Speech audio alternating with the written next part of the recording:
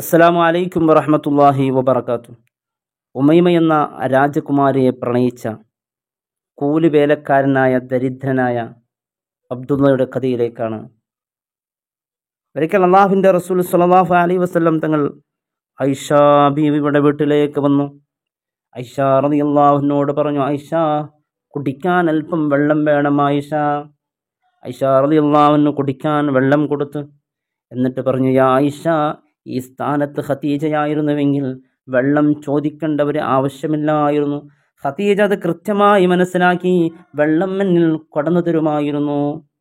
ഇന്നും ഖദീജയെ അള്ളാഹുവിൻ്റെ റസൂലിന് 25 പ്രായമരിക്കുമ്പോഴാണ് ഖദീജയ്ക്ക് 40 വർഷം.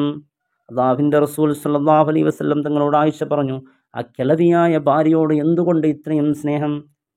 ഐഷ, ഒരിക്കലും അങ്ങനെ പറയല്ല ആയിഷ. ഖദീജയെക്കുറിച്ച് നിനക്കറിയില്ല ആയിഷ. ഖദീജ ആരെന്നറിയുമോ?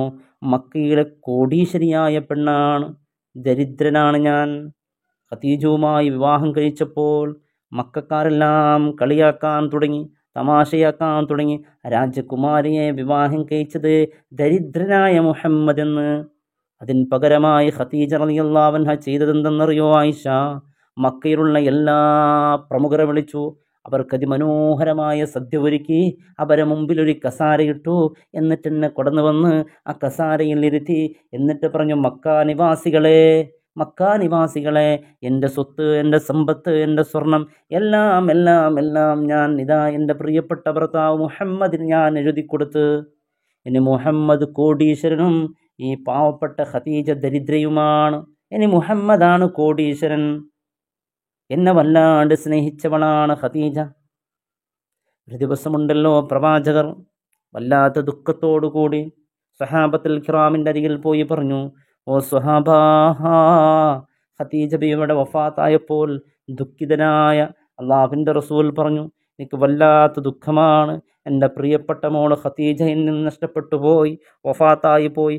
ആ സങ്കടം സഹിക്കാൻ വഴിയ. അതിന് പകരമായി നിങ്ങൾ എന്തെങ്കിലും കഥകൾ പറഞ്ഞു തരൂ. അത് കേൾക്കുമ്പോൾ ആ സമയത്തെങ്കിൽ ആ കഥയിൽ ലയിച്ച് ഞാൻ അതങ്ങ് മറന്നു പോകും. അപ്പോൾ സ്വഹാബത്തുൽ കിറാം പറഞ്ഞു, യാ റസൂലല്ലാഹ്, ഇവിടെ അബൂബക്കർ സിദ്ദീഖ് റളിയല്ലാഹു അൻഹു റസൂലേ. അബൂബക്കർ സിദ്ദീഖ് നല്ല കഥകൾ അറിയാം. അബൂബക്കർ സിദ്ദീഖ് പറഞ്ഞു തരും. അബൂബക്കറെ ചാൽ കഥകൾ പറഞ്ഞു തരൂ. അബൂബക്കർ സിദ്ദീഖ് റളിയല്ലാഹു അൻഹു പറഞ്ഞു, യാ റസൂലല്ലാഹ്, ഞാൻ എന്ത് കഥയാണ് പറയേണ്ടത്? എൻ്റെ കഥയിൽ അള്ളാഹുവിൻ്റെ റസൂലല്ലാത്ത മറ്റൊരു കഥ എന്താണ് എനിക്ക് പറയാനുള്ളത്? അപ്പോൾ പറഞ്ഞു സ്വഹാബത്ത്, യാ റസൂലല്ലാഹ്, ഉമറിനറിയാം ധാരാളം കഥകൾ.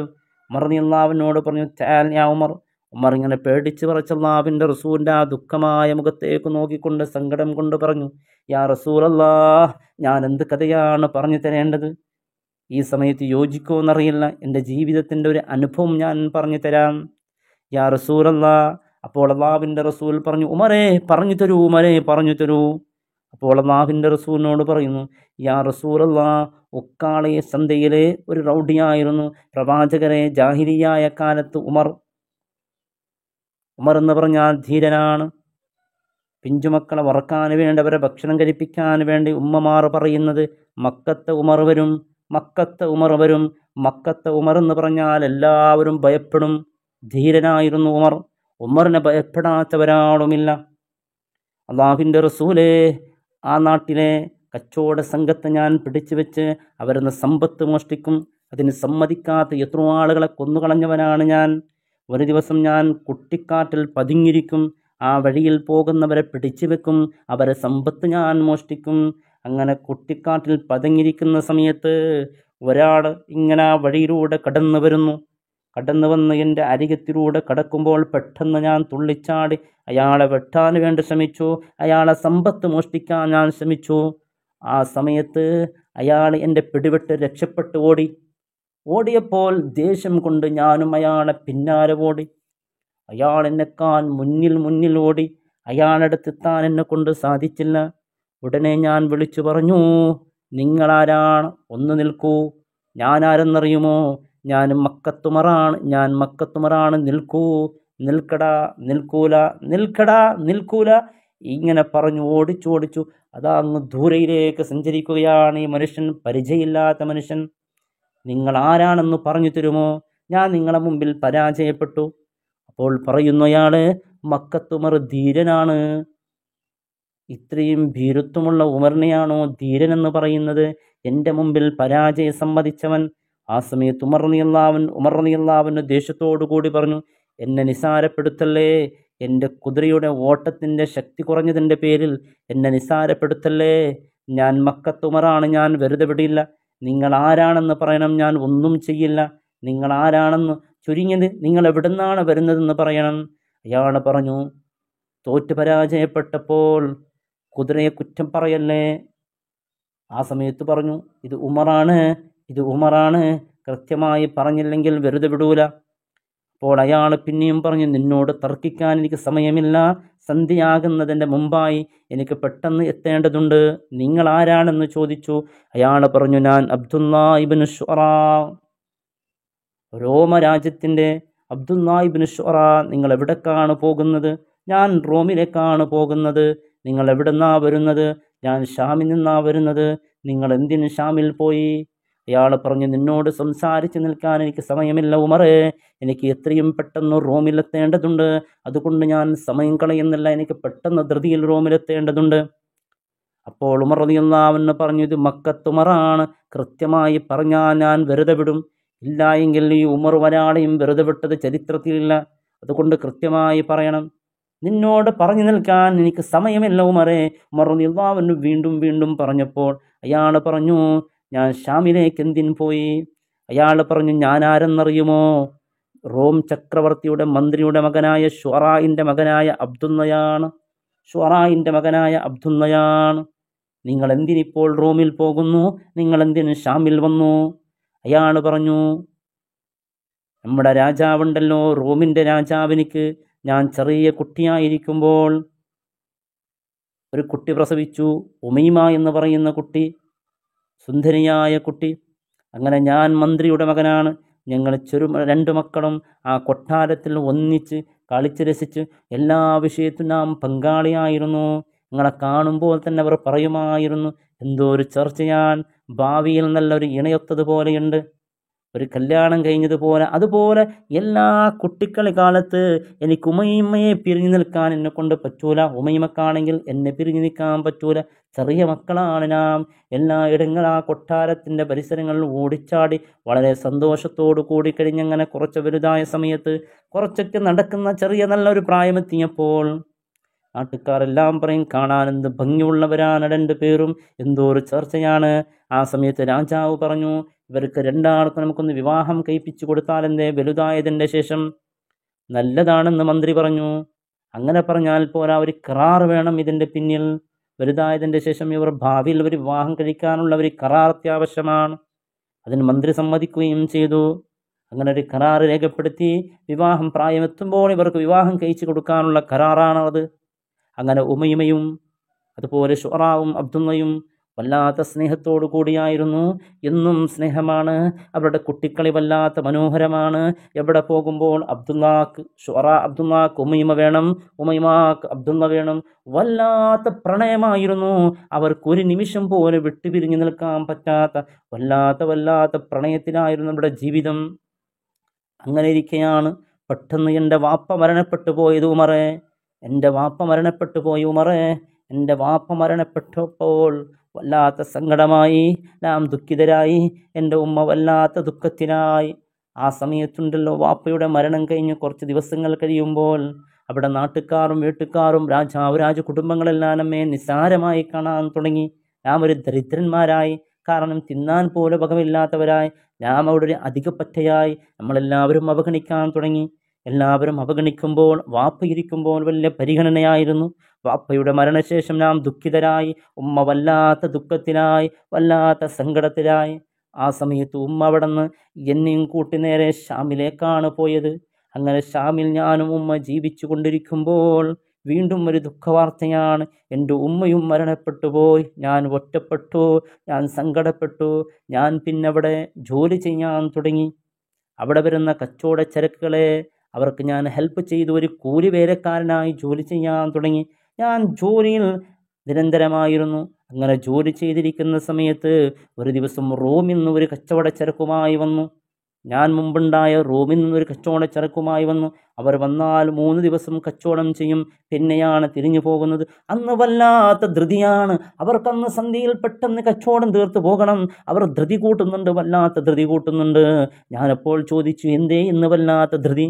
എല്ലാ ദിവസവും നിങ്ങൾ വരാറുണ്ടല്ലോ, വളരെ സന്തോഷത്തോടെ കച്ചവടം ചെയ്തു പോകുന്നുണ്ടല്ലോ, ഇന്ന് എന്തുകൊണ്ടാണ് ഇത്രയും ധൃതി കാട്ടുന്നത്? ആ സമയത്ത് അവർ പറഞ്ഞത്, ഇന്ന് സന്ധ്യക്കുണ്ടല്ലോ നമ്മുടെ രാജാവായ രാജകുമാരനായ റോമൻ രാജാവ്, ആ രാജാവിൻ്റെ മകളായ ഉമൈമയുടെ നിക്കാഹാണിന്ന്. ആ കല്യാണ പരിപാടിക്ക് നമുക്ക് എത്തേണ്ടതുണ്ട്. അതുകൊണ്ട് ഇന്ന് കച്ചവടം വേഗം തീർക്കണം. ആ സദ്യയിലേക്ക് നമുക്കൊന്ന് എത്തേണ്ടതുണ്ട്. ഇത് കേൾക്കലോടുകൂടി എനിക്ക് വല്ലാത്ത ദുഃഖമായി, വല്ലാത്ത സങ്കടമായി. എൻ്റെ പ്രിയപ്പെട്ട ഉമൈമ, എന്നെ കൂടെ കളിച്ച, എനിക്കൊന്നും പറയാൻ പറ്റാത്ത, എന്നും ഞാനിപ്പോഴും ആ ഉമൈമയെ ഓർത്തുകൊണ്ടാണ് ഈ ജോലിയൊക്കെ ചെയ്തുകൊണ്ടിരിക്കുന്നത്. എൻ്റെ ഉമൈമയെ എനിക്ക് മറക്കാൻ പറ്റൂല. എൻ്റെ ഉമൈമ. ഓരോ കുട്ടിക്കളികൾ ഇങ്ങനെ ഓർമ്മകൾ വരാൻ തുടങ്ങി. അവിടെ നിന്ന് തളർന്നു വീണ് വല്ലാത്ത സങ്കടപ്പെട്ടു. പെട്ടെന്ന് മനസ്സിന് ധൈര്യം കൊണ്ടുവന്ന് വന്ന് ഉടനെ വീട്ടിലേക്ക് പോയി ആ ഊരിയ വാളുമെടുത്ത് ഒട്ടകപ്പുറത്ത് കയറി. എന്നിട്ട് ഒരു നിർദ്ധാരമെടുത്തു, ഒന്നെങ്കിൽ ഞാൻ മരിക്കണം, അതല്ലെങ്കിൽ ഉമൈമയെ നിക്കാഹ് കഴിക്കാൻ വരുന്ന ആളെ ഞാൻ വെട്ടിക്കൊല്ലണം. ഇതിൽ രണ്ടല്ലാതെ ഒന്നും സംഭവിക്കാൻ പാടില്ല. കാരണം എൻ്റെ ഉമൈമയെ എനിക്ക് പിരിഞ്ഞു വെക്കാൻ പറ്റൂല. കാരണം എൻ്റെ ജീവിതകാലത്ത് തന്നെ ഉമൈമ മറ്റൊരു ഭർത്താവിൻ്റെ അരികിൽ പോകുന്നത് എനിക്ക് ഇഷ്ടമല്ല. അത് ഞാൻ സമ്മതിക്കുകയില്ല. അതിനു വേണ്ടിയാണ് ഞാൻ പുറപ്പെട്ടത്. എനിക്കിപ്പോൾ കൊട്ടാരത്തിലെത്തണം. ആ കല്യാണത്തിന് മുമ്പായി അവിടെ എത്തണം. ആ രാജകുമാരിയായ ഉമൈമയെ നിക്കാഹ് കഴിക്കാൻ വരുന്ന ഭർത്താവിനെ വെട്ടിക്കൊല്ലണം. അതിനുവേണ്ടിയാണ് ഞാൻ പുറപ്പെട്ടത്. ഈ കൗതുകരമായ കഥകൾ കേൾക്കുമ്പോൾ ഉമർ റളിയല്ലാഹുവിന് സങ്കടമായി. ഉമർ റളിയല്ലാഹു പറഞ്ഞു, നിങ്ങളെ കൂടെ ഞാൻ വരാം, നിങ്ങളെ ഞാൻ ഹെൽപ്പ് ചെയ്യാം, നിങ്ങൾക്ക് വേണ്ടി സഹായ സഹകരണങ്ങൾ ഞാൻ ചെയ്യാം. വേണ്ട, എൻ്റെ കുതിരയ്ക്ക് സ്പീഡ് കുറവാണ്, എനിക്ക് പെട്ടെന്ന് എത്തേണ്ടതുള്ളത്. അതുകൊണ്ട് ഉമറേ നീ വരല്ലേ. അങ്ങനെ ഓടി, ഇല്ല എന്നെ സ്വീകരിക്കണം, ഞാൻ നിങ്ങളെ കൂടെ വരാമെന്ന് പറഞ്ഞു. അവസാനം ഉമർ റളിയല്ലാഹുവിൻ്റെ ഈ നിർബന്ധം സഹിക്കാൻ വയ്യാതെ ഉമർ റളിയല്ലാഹുവിൻ്റെ തൻ്റെ പുറത്ത് കയറ്റി. പെട്ടെന്ന് വട്ടകം കുതിച്ചു അതാ റോമിലേക്ക് എത്തിയപ്പോൾ വല്ലാത്ത വിശപ്പ്, സഹിക്കാൻ കഴിയാത്ത വിശപ്പ്. എന്ത് ചെയ്യണമെന്നറിയാതെ അവിടെ ഒരു ചെറിയ ഒരു കുടിലുണ്ട്. അവിടെ ഒരു വല്യമ്മയുണ്ട്. ആ വല്യമ്മ ഇങ്ങനെ മാല കോർക്കുകയാണ്. വല്യമ്മയുടെ അരികിൽ പോയി ചോദിച്ചു, വല്യമ്മ എന്ത് ചെയ്യുന്നുണ്ട്? നമ്മൾക്ക് അല്പം ഭക്ഷണം തരുമോ? വല്യമ്മ പറഞ്ഞു, നമ്മുടെ വീട്ടിൽ നിന്ന് ഭക്ഷണം ഉണ്ടാക്കിയിട്ടില്ല. കാരണം ഇന്ന് സന്ധ്യയ്ക്ക് നമ്മുടെ രാജകുമാരിയുടെ നിക്കാഹാണ്. അതുകൊണ്ട് നമ്മളെല്ലാവരും ആ നിക്കാഹിന് പോകും. അതുകൊണ്ട് ഇന്ന് ഈ വീട്ടിൽ ഭക്ഷണമില്ല. അപ്പോൾ ഉമർ റളിയല്ലാഹു അൻഹു പറഞ്ഞു, ഉമ്മയെ പേടിപ്പിച്ച് ഭക്ഷണമുണ്ടാക്കാൻ പറയണം. നിങ്ങൾ ഭക്ഷണമുണ്ടാക്കി തന്നില്ലെങ്കിൽ കൊന്നുകളയുമെന്ന് പറയണം. അപ്പോൾ ഉമ്മ ഭക്ഷണമുണ്ടാക്കി തരും. അബ്ദുല്ലാ ഇബ്നു ശുഅറ പറഞ്ഞു, അങ്ങനെ പറയല്ലേ, അത് വല്യമ്മയാണ്, അങ്ങനെ പറയല്ലേ. അബ്ദുല്ലാ ഇബ്നു ശുഅറ പറഞ്ഞു, ഉമ്മ, ഈ മാല ഞാൻ നിങ്ങൾക്ക് കോത്തു തരാം ഉമ്മ. നിങ്ങളൽപ്പം ഭക്ഷണം ഉണ്ടാക്കണം, വിശപ്പ് കൊണ്ട് സഹിക്കാൻ വയ്യ, വല്ലാത്ത ദാഹമുണ്ട്, വിശപ്പുണ്ട്, സങ്കടമുണ്ട്, പ്രയാസമുണ്ട്, ഒരല്പം ഭക്ഷണം ഉണ്ടാക്കി തരുമോ? അതിനെന്ത് ആ പ്രയാസം, ഞാൻ ഉണ്ടാക്കി തരാമല്ലോ എന്ന് പറഞ്ഞ് ആ വല്യമ്മ വീട്ടിൻ്റെ അകത്ത് പോയി ഭക്ഷണം പാചകം ചെയ്യുമ്പോൾ അബ്ദുല്ലാഹി ഇബ്നു ശുഅറ വളരെ മനോഹരമായ രീതിയിൽ മാല കോർത്ത് അതിലൊരു ചെറിയ ഒരു പതിപ്പ് അതിൽ എഴുതി വെക്കുകയാണ്, ഇത് അബ്ദുല്ലാഹി ഇബ്നു ശുഅറ ഉണ്ടാക്കിയ മാലയാണ്. ഉമൈമ, കുട്ടിക്കാലത്ത് ഞങ്ങൾ ഒന്നിച്ച് കളിച്ചത് ഓർമ്മയില്ലേ? നിന്റെ നിക്കാഹ് എന്നറിയുമ്പോൾ ഞാൻ ഓടിയെത്തിയതാണ്. ഉമൈമ, ഒന്നെങ്കിൽ നീ എൻ്റെ കൂടെ വരണം ഉമൈമ, അതല്ലെങ്കിൽ നിന്നെ നിക്കാഹ് കഴിക്കാൻ വരുന്ന ആളെ ഞാൻ വെറുതെ വിടില്ല, അവനെ ഞാൻ കൊന്നുകളയും ഉമൈമ. എനിക്ക് നിന്നെ മറന്ന് ജീവിക്കാൻ എനിക്ക് സാധ്യമല്ല ഉമൈമ. നീ എൻ്റെ ജീവനാണ്, എന്നും നീയാണ് ഉമൈമ എൻ്റെ ജീവിതം എന്നുള്ള ഒരു രേഖ അതിൽ പതിപ്പിച്ചു, ഒരു പേപ്പർ അതിൽ പതിപ്പിച്ചു. വളരെ മനോഹരമായി വല്യമ്മ വന്ന് നോക്കി പറഞ്ഞു, മാഷാ അല്ലാഹ്, വളരെ മനോഹരമായ മാലയാണ്. ആ വല്യമ്മ പറഞ്ഞു, തീർച്ചയായും ഇന്നത്തെ സമ്മാനം എനിക്കാണ്. കാരണം നല്ല മാല കൊണ്ടുപോയി കൊടുത്താൽ ഏറ്റവും ഇഷ്ടപ്പെട്ട മാലയ്ക്ക് സമ്മാനമുണ്ടെന്ന് പറഞ്ഞിട്ടുണ്ട് രാജകുമാരി. അങ്ങനെ വളരെ ധൃതിയോടുകൂടി ഈ മാലയുമായി നേരെ രാജകൊട്ടാരത്തിലേക്ക് പോയി. അതാ രാജകുമാരിക്ക് ഇത് സമർപ്പിക്കുന്നുണ്ട്. ഓരോ മാലകളെ ഇങ്ങനെ തിരഞ്ഞു നോക്കുമ്പോൾ അതിമനോഹരമായി കാണുന്ന ഈ മാലയെ തിരഞ്ഞെടുത്തു. ഈ മാലയെ തിരഞ്ഞെടുക്കുമ്പോൾ അതിലൊരു പേപ്പർ കാണുന്നുണ്ട്. അതിങ്ങനെ തുറന്നു നോക്കി അതിലുണ്ട്, ഇത് അബ്ദുല്ലാഹിബ്നു ശുഅറ ഉണ്ടാക്കിയ മാലയാണ്. ഉമൈമ, നിന്നെ ജീവനേക്കാൾ ഞാൻ സ്നേഹിച്ചതാണ് ഉമൈമ. നീ എന്നെ വിട്ടുപിരിഞ്ഞ് അവനെ അന്യഭർത്താവിൻ്റെ കൂടെ പോകുന്നത് എനിക്ക് സഹിക്കാൻ വയ്യ ഉമൈമ. ഈ കഥകൾ വായിച്ച് വല്ലാത്ത ദുഃഖിതയായ ഉമൈമ ഒരുപാട് വർഷങ്ങളായി അബ്ദുല്ലാഹിബ്നു ശുഅറാനെ ഓർത്ത് സങ്കടപ്പെട്ട് കരയുന്നത്. ഉടനെ ചോദിച്ച്, ഈ മാല ആരാണ് കൊടന്നു വന്നത്? ഒരു വെല്ലുമണിച്ച് പറഞ്ഞു, ഞാനാണ് കൊടന്നു വന്നത്. ഇഷ്ടപ്പെട്ടോ? ഇതാരാണ് ഉണ്ടാക്കിയത്? ഞാനാണ് ഉണ്ടാക്കിയത്. കളവ് പറയല്ലേ, സത്യം പറയണം, സത്യസന്ധമായി പറയണം. അപ്പോൾ കഥകളെല്ലാം പറഞ്ഞ് 2 ചെറുപ്പക്കാർ വന്നത് അവർക്ക് ഭക്ഷണം ഉണ്ടാക്കി കൊടുക്കുമ്പോൾ മാല ഉണ്ടാക്കി തരാം. അപ്പോൾ ചോദിച്ച ആ ചെറുപ്പക്കാരൻ ഒരാൾ ആരെന്നറിയുമോ? വല്യമ്മ, നിങ്ങൾക്ക് ആരാണ്? ചെറുപ്രായത്തിൽ വല്യമ്മ, നിങ്ങളെ വീട്ടിലേക്ക് വന്ന് കളിച്ചുകൊണ്ട് നിങ്ങളെ മടിയിൽ കിടന്ന ഒരാളെ നിങ്ങൾക്ക് ഓർമ്മയുണ്ടോ? ആരാണ്? നീയല്ലാതെ മറ്റാരാണ് എൻ്റെ മടിയിൽ കിടന്നത്? അതിൻ്റെ കൂടെ ഒരു പുരുഷനും ഒരു ആൺകുട്ടിയും ഉണ്ടായിരുന്നുവല്ലോ. ആരാണ്? അബ്ദുല്ലാഹിബ്നു ശുഅറ. അതേ വല്യമ്മ, അബ്ദുല്ലാഹിബ്നു ശുഅറ ഉണ്ടാക്കിയ മാലയാണിത്. അതുകൊണ്ട് ഈ മാലയെ തിരിച്ച് അദ്ദേഹത്തിന് ഏൽപ്പിക്കണം. അദ്ദേഹത്തിന് അതിനും ഒരു കത്തെഴുതിയിരിക്കുന്നു. അബ്ദുല്ലാഹിബ്നു ശുഅറയോട് പറയുകയാണ്, നിന്നെ വല്ലാണ്ട് ഇഷ്ടപ്പെട്ട് നിന്നെ ഓർത്ത് കരയാത്ത ദിവസങ്ങളില്ല. ഇപ്പം നീ ഇവിടെ എത്തിയെന്ന് പറയുമ്പോൾ വലിയ സന്തോഷമുണ്ട്. നിന്നെ കൂടെ ഇറങ്ങി പുറപ്പെടാൻ ഞാൻ തയ്യാറാണ്. ഞാൻ കുളിക്കാൻ വരുന്ന സമയത്ത് നീ കുറ്റിക്കാടിൽ പതിഞ്ഞിരുന്നോ? അവിടേക്ക് ഞാൻ തിരിച്ചെത്താം, എന്നെ നീ കൊണ്ടുപോകണമെന്ന് പറഞ്ഞു. അങ്ങനെ ആ ചെറുപ്പക്കാരൻ അന്വേഷിച്ച് അവിടെ തെക്കും തിരക്കൽ കാണുന്നില്ല. പെട്ടെന്ന് കണ്ടു. ആ ചെറുപ്പക്കാരനെ വിളിച്ചു ചോദിച്ചു, നീ അബ്ദുല്ലാഹാണോ? അബ്ദുല്ലാഹിബ്നു ശുഅറ ആണോ? അതേ ഉമ്മ, നിങ്ങൾക്ക് എങ്ങനെ മനസ്സിലായി? നീയല്ല ചെറുപ്രായത്തിൻ്റെ മടിത്തട്ടിൽ കളിച്ചിരുന്ന മോനല്ലേ? നിൻ്റെ ഉമ്മ എങ്ങനെയുണ്ട്? ഉമ്മ മരണപ്പെട്ടു പോയി എന്ന് പറഞ്ഞു. ഇത് കേട്ടപ്പോൾ വല്ലാത്ത സങ്കടമായ ആ വല്യമ്മക്ക്. അങ്ങനെ ആ വല്യമ്മ തന്ന കടലാസ് ഇങ്ങനെ നോക്കി. ആ കൃത്യസമയത്ത് ആ രാജകുമാരി പറഞ്ഞ സ്ഥലത്ത് തന്നെ അവർ പതുങ്ങിയിറങ്ങി. പെട്ടെന്ന് രാജകുമാരി ഓടി വന്ന് അവരെ കുതിരപ്പുരത്ത് കയറി അവിടെ നിന്ന് ഓടി രക്ഷപ്പെടാൻ തുടങ്ങി. രക്ഷപ്പെടുന്ന സമയത്ത് ഈ വിവരം രാജാവിനറിഞ്ഞപ്പോൾ രാജാവ് സങ്കടപ്പെട്ടു. രാജാവ് പറഞ്ഞു, അബ്ദുല്ലാഹിബ്നു ശുഅറ ആണ് കൊണ്ടുപോയതെന്ന് വിവരം അവിടെ കിട്ടി. ആ സമയത്ത് പറഞ്ഞു, അവൻ്റെ തല ഇവിടെ കൊടന്നു വന്നില്ലെങ്കിൽ എനിക്കിവിടെ ഒരാളെയും കാണാൻ പാടില്ല. വല്ലാത്ത ഭീഷണി സ്വരത്തോടു കൂടി അബ്ദുല്ലാഹിൻ്റെ തല വെട്ടിവിടെ കൊണ്ടുവരണം.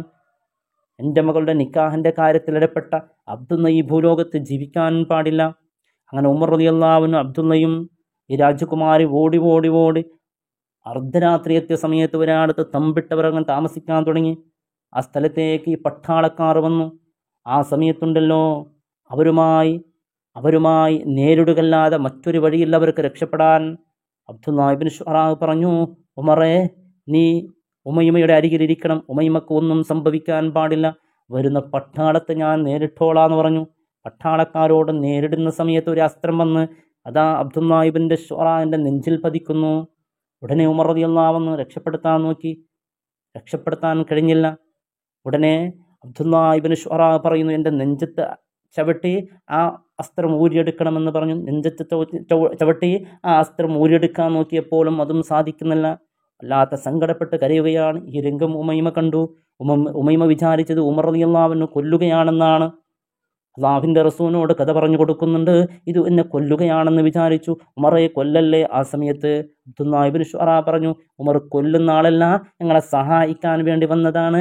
ഉമൈമ, ഞാൻ മരിക്കാൻ പോവുകയാണ് ഉമൈമ. അതുകൊണ്ട് ഉമർ റളിയല്ലാഹു അൻഹുവിനോട് പറഞ്ഞു, ഉമറേ, ഈ ഉമൈമയുണ്ടല്ലോ ഉപദ്രവിക്കാതെ ദ്രോഹിക്കാത്ത അതിമനോഹരമായ കരങ്ങളിൽ ഉമൈമയെ ഏൽപ്പിക്കണം. ഞാൻ മരണപ്പെടാൻ പോവുകയാണ്. ഉമൈമ വല്ലാണ്ട് സങ്കടപ്പെട്ട് കരയുന്നുണ്ട്. ആരുടെ കയ്യിലും ഞാൻ ഏൽപ്പിക്കാം. കാരണം മക്കത്ത് വലിയ വലിയ പ്രമാണികളുണ്ട്. ഈ സുന്ദരിയായ ഉമൈമയെ ഞാൻ അവരെ കയ്യിൽ സുരക്ഷിതമായി ഏൽപ്പിക്കാം. നിങ്ങൾ സങ്കടപ്പെടല്ലേ എന്ന് പറഞ്ഞു. അങ്ങനെ കഴിവിൻ്റെ പരമാവധി രക്ഷപ്പെടുത്താൻ നോക്കി. ഉമൈമയെ വിളിച്ചു പറഞ്ഞു, ഉമൈമ, നിന്നോട് അവസാനമായി ഞാൻ പറയുന്നു ഒരു വാക്കുണ്ട്. എന്നിട്ട് ഉമർ റളിയല്ലാഹു അൻഹുവിനോട് ചോദിച്ചു, ആരുടെ കയ്യിലാണ് ഏൽപ്പിക്കുക? മക്കത്തെ പ്രമാണിയുടെ കയ്യിൽ ഏൽപ്പിച്ചാൽ പോരാ. നിന്റെ ശത്രുവായ ഒരാളുണ്ട്, അയാളെ കയ്യിൽ ഏൽപ്പിക്കണം. ആരാണ്? മുഹമ്മദ് സ്വല്ലല്ലാഹു അലൈഹി വസല്ലം തങ്ങളുടെ കയ്യിൽ ഏൽപ്പിക്കണം. നിന്റെ ശത്രുവാണെങ്കിലും എൻ്റെ മിത്രമാണ്, എൻ്റെ പ്രവാചകനാണ്. ആ പ്രവാചകൻ്റെ കയ്യിൽ ഏൽപ്പിക്കണമെന്ന് പറഞ്ഞു. ഉമർ റളിയല്ലാഹു അൻഹു ഏറ്റെടുത്തു. സങ്കടപ്പെടല്ലേ അബ്ദുള്ള, ഞാനത് ചെയ്തോളാം എന്ന് പറഞ്ഞു. എന്നിട്ട് ഉമൈമയോട് പറഞ്ഞു, ഉമൈമ, എന്നോട് അവസാനമായി പറയുന്ന ഒരു വാക്കുണ്ട്. നീ മുഹമ്മദിനെ സ്വീകരിക്കണം ഉമൈമ. അഷ്ഹദു അല്ലാ ഇലാഹ ഇല്ലല്ലാഹ് വഅഷ്ഹദു അന്ന മുഹമ്മദുർ റസൂലുള്ളാഹ് എന്ന ഷഹാദത്ത് കലിമ പറയണം ഉമൈമ. അബ്ദുല്ലാഹ് ഇബ്നു പറഞ്ഞതുപോലെ അത് പറഞ്ഞു. ഉമൈമ, നീ ഇനി മുതൽ മുസ്ലിമാണ് ഉമൈമ. ആ കലിമയെ നീ അടിമറച്ചു നിൽക്കണം. അള്ളാഹുവിൻ്റെ റസൂലിൻ്റെ അരികിൽ നീ പോകണം. ഈ സങ്കടങ്ങൾ വിവരിക്കണമെന്ന് പറഞ്ഞു. എന്നിട്ട് ഉമർ റളിയല്ലാഹു അൻഹുവിനോട് പറഞ്ഞു, എൻ്റെ നെഞ്ചിന്ന് കാലെടുക്കണം. കാരണം ഞാൻ ഷഹാദത്ത് കലിമ ഉറക്കെ ഉച്ചരിച്ചിട്ടുണ്ട്. ഇനി ഈ നെഞ്ചിൻ്റെ മുഖത്ത് കാല് വെക്കരുത്. അങ്ങനെ ഉമർ റളിയല്ലാഹു അൻഹു കാലെടുത്തു. സുബ്ഹാനല്ലാഹ്, ആ നിമിഷം തന്നെ അതാ അബ്ദുല്ലാഹ് ഇബ്നു ശുറാ മരണപ്പെട്ടു. ആ സമയത്ത് വീണ്ടും അക്രമം തുടങ്ങി. പട്ടാളത്തിൻ്റെ ഒരാളമ്പെഴുന്നു. ആ അമ്പുണ്ടല്ലോ ഉമർ റളിയല്ലാഹു അൻഹു തെറ്റിച്ചു. അത് നേരെ വന്ന് ഉമൈമയുടെ രാജകുമാരിയുടെ കഴുത്തിലെത്തി. ഉമൈമ അവിടെ തളർന്നു വീണു. ഉമ്മയെ രക്ഷപ്പെടുത്താൻ നോക്കി. എന്ത് ചെയ്താലും രക്ഷപ്പെടുത്താൻ കഴിഞ്ഞില്ല. ഉമൈമ പറഞ്ഞു, വെള്ളം വെള്ളം വെള്ളം കൊടന്നു വന്ന് ഉമൈമക്ക് കൊടുത്തപ്പോൾ അത് കഴുത്തിൽ ഇങ്ങനെ ഇറങ്ങാൻ തുടങ്ങി. ഉമൈമയും അവിടെ മരണപ്പെട്ടു പോയി. ഉമൈമയും അബ്ദുല്ലാഹി രണ്ടാളെയും മറവ് ചെയ്ത് ഞാൻ നേരെ മക്കയിലേക്ക് വന്നു. യാ റസൂലല്ലാഹ്, ഈ കഥ കേട്ട ഹബീബ് സ്വല്ലല്ലാഹു അലൈഹി വസല്ലം തങ്ങൾ സങ്കടപ്പെട്ടു. പ്രവാചകൻ പറഞ്ഞു, ഈ സങ്കടം, ഈ കഥ വല്ലാണ്ട് ഇഷ്ടപ്പെട്ടു. അല്ലാഹു റബ്ബ് സുബ്ഹാനഹു വ തആല ആ രണ്ടു പേർക്കും മുസ്ലിമായി മരിക്കാനുള്ള മഹത്തായ ഭാഗ്യം